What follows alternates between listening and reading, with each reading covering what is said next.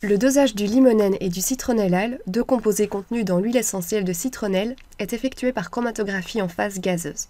Une solution de référence contenant ces deux molécules est préparée de la manière suivante. On a 3 ml de citronnellal et 2 ml de limonène qui sont amenés à 10 ml avec du N-hexane. Ensuite, on va avoir 1 ml de cette solution qui est diluée 20 fois par de l'hexane.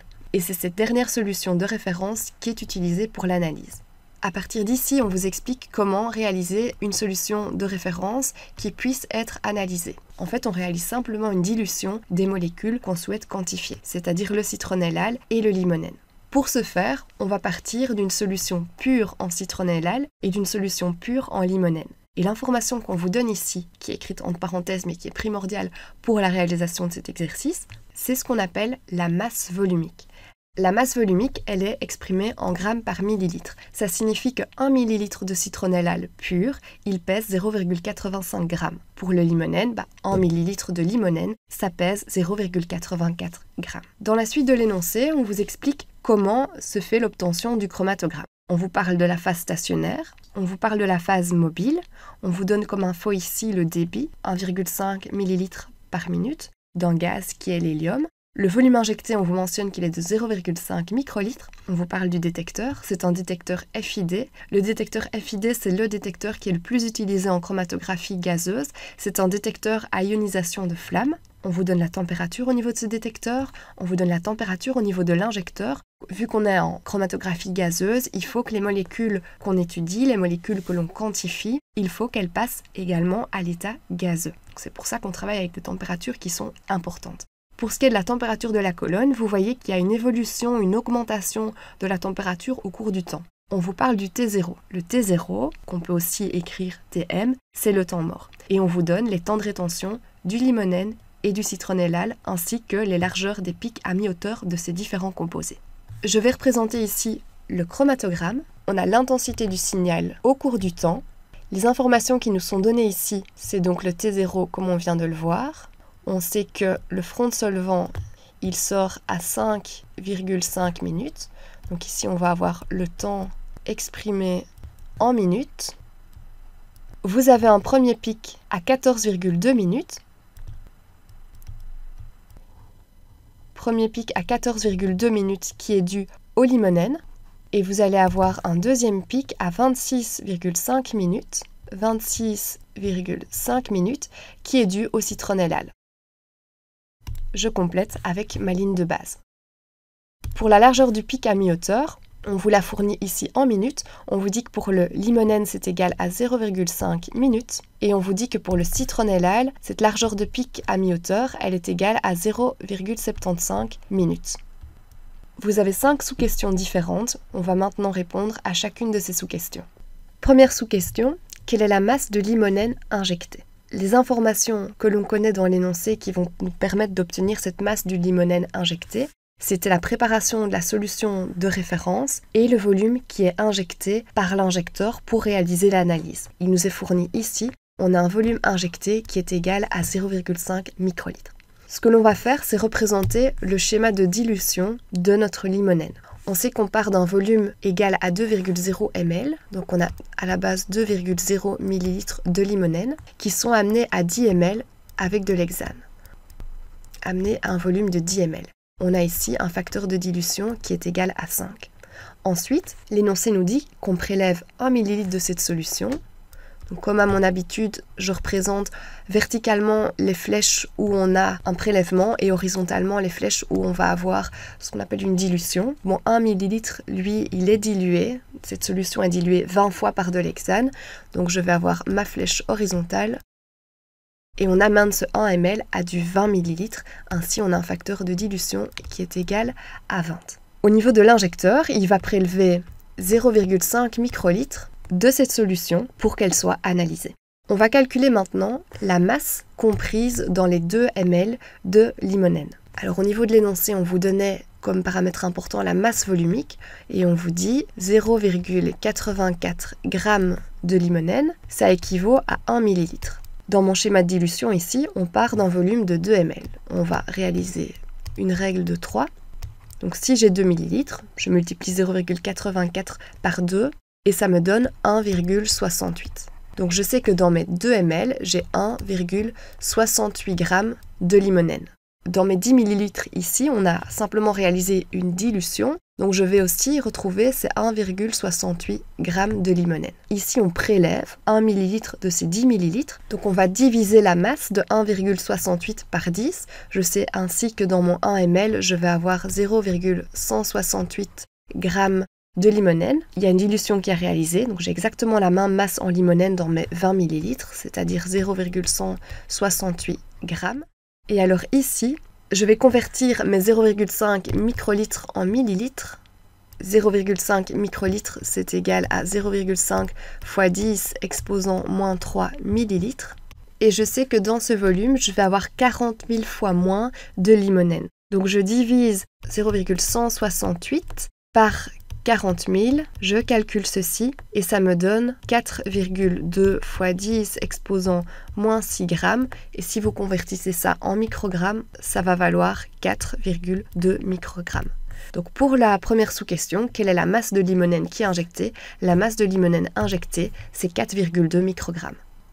Quelle est la concentration exprimée en mol par litre et en ppm en citronnellal dans la solution de référence? On va aussi repartir du schéma de dilution, mais ici pour le citronnellal. Pour le citronnellal, on sait qu'on part d'un volume de 3,0 ml qui est amené à 10 ml avec du N-hexane. Ensuite, on va avoir 1 ml qui est prélevé, dilué 20 fois, c'est-à-dire amené, comme on l'a dit précédemment, à du 20 ml. Et ceci, c'est 20 ml, c'est la solution de référence pour laquelle on doit déterminer la concentration en citronnellal exprimée en mol par litre et en ppm. Ce que l'on connaît ici, c'est la masse volumique de notre citronnellal. Donc on sait qu'on a une masse volumique de 0,85 g par millilitre. Ça nous était fourni ici au niveau de l'énoncé. Et on sait que cette solution de départ, elle est diluée pour obtenir la solution de référence. On a représenté notre schéma de dilution, on va compléter ce schéma de dilution avec les facteurs de dilution. Donc pour passer de 3 à 10 ml, là on a un facteur de dilution égal à 10 divisé par 3. Pour passer de 1 à 20 ml, on a un facteur de dilution qui est égal à 20 et qui est fourni dans l'énoncé tel quel. Notre facteur de dilution total ici, c'est égal à 10 divisé par 3 fois 20, c'est-à-dire 200 divisé par 3. Donc j'ai ma concentration de départ en citronnellal, je sais qu'elle est diluée par un facteur 200 sur 3, donc je vais simplement diviser mes 0,85 par le facteur de dilution, 200 sur 3. On va calculer ceci, et la réponse c'est 0,01275 g par millilitre. Si vous voulez exprimer ceci en ppm, on va simplement multiplier par 10 exposant 6. Donc j'ai deux unités qui sont correspondantes, des grammes sur des millilitres. Je multiplie par 10 exposant 6 et ça va me donner la valeur en ppm. 12 750. Maintenant, si je veux convertir cette concentration en mol par litre, on va avoir besoin de recourir à ce qu'on appelle la masse molaire. Pour connaître la masse molaire, on va utiliser en fait la formule moléculaire qui nous est donnée ici à gauche. Pour la masse molaire du citronnellal, on va l'estimer ici. On sait qu'on a 1, 2, 3, 4, 5, 6, 7, 8, 9, 10. 10 atomes de carbone. La masse atomique d'un atome de carbone, c'est environ 12. Donc 10 fois 12. Pour ce qui est de l'oxygène, on en a un seul, donc on a un atome d'oxygène, sa masse atomique c'est 16. Et alors, finalement, on a des hydrogènes. Des hydrogènes, on en a 1, 2, 3, 4, 5, 6, 7, 8, 9, 10, 11, 12, 13, 14, 15, 16, 17, 18. On calcule ceci, 10 fois 12 plus 1 fois 16 plus 18, ça vaut 154 grammes par mol. Je reprends ma valeur ici, 0,01275 grammes par millilitre. Je vais diviser ça par ma masse molaire, donc divisé par 154, pour obtenir des moles par millilitre. Mes millilitres, je dois les transformer en litres. Donc pour les transformer en litres, je vais devoir multiplier par 1000. Vous divisez 0,01275 par 154 et vous multipliez par 1000, ça va vous donner la valeur en moles par litre, c'était ce qui nous était demandé, et donc la bonne réponse c'est 0,0827 moles par litre ou molaire. On a donc trouvé ici la bonne réponse en moles par litre, et la bonne réponse en ppm. Sous question C, calculer le volume mort. Le volume mort, c'est le V0. Calculer la sélectivité. La sélectivité, c'est symbolisé par alpha. Et calculer la résolution du système. La résolution, c'était symbolisé par RS. Je vous ai repris ici les différentes formules dont on va avoir besoin pour calculer ces trois paramètres. Pour le V0, on a besoin du temps mort. Le temps mort, il nous était fourni ici dans l'énoncé. Et on a besoin du F, du flux ou du débit. C'est le débit de la phase gazeuse, de la phase mobile, qui était reprise ici, 1,5 ml par minute. Dans mon équation, je remplace donc mon T0 par 5,5. Mon F, je le remplace par 1,5. Donc V0 est égal à 5,5 fois 1,5. On calcule ceci à la calculette et ça nous donne 8,25. Pour l'unité, je multiplie des minutes par des millilitres sur des minutes. Les minutes se suppriment et on va simplement avoir des millilitres. Donc le volume mort, c'est égal à 8,25 millilitres. Pour la sélectivité, on a besoin du TR2 et on a besoin du TR1. Le TR2, c'est le temps de rétention de l'espèce qui sort en deuxième lieu. Les temps de rétention de nos deux composés, ils étaient repris ici. Le composé qui va sortir en deuxième lieu, c'est le composé qui a un temps de rétention qui est plus important. C'est celui-ci, c'est le citronellal, avec un temps de rétention de 26,5.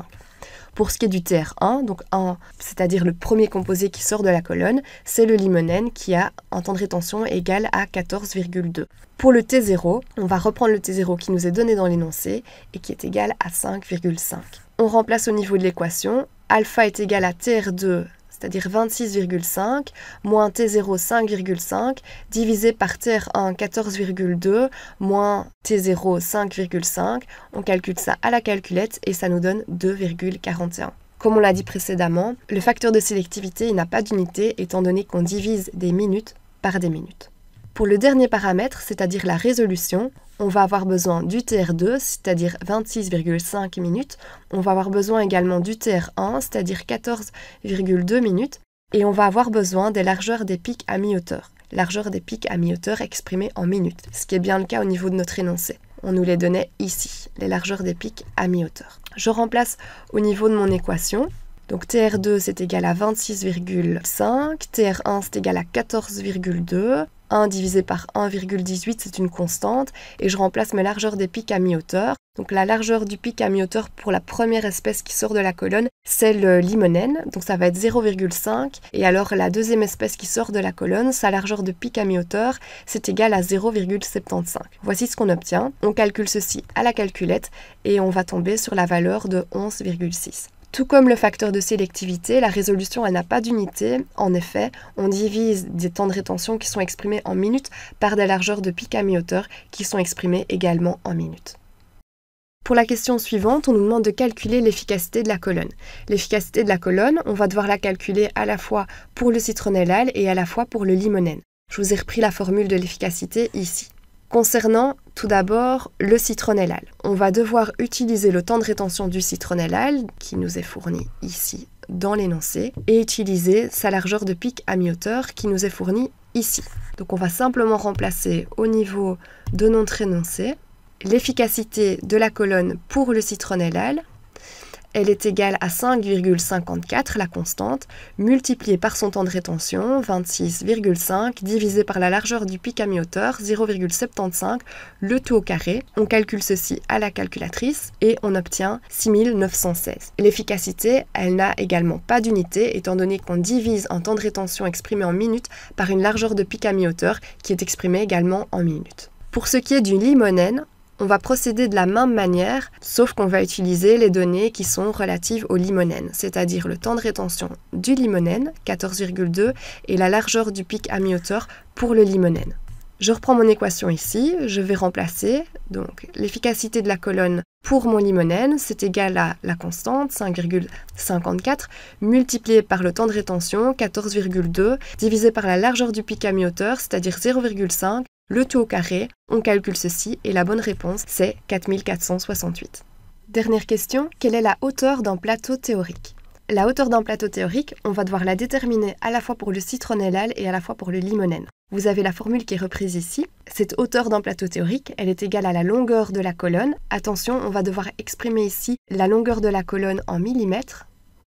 et on va avoir besoin de l'efficacité. J'ai repris ici les efficacités qu'on a calculées précédemment, l'efficacité pour le citronnellal et l'efficacité pour le limonène. On va devoir diviser des millimètres par une efficacité qui n'a pas d'unité. Du coup, la hauteur d'un plateau théorique, elle s'exprime en millimètres. Commençons par le citronnellal.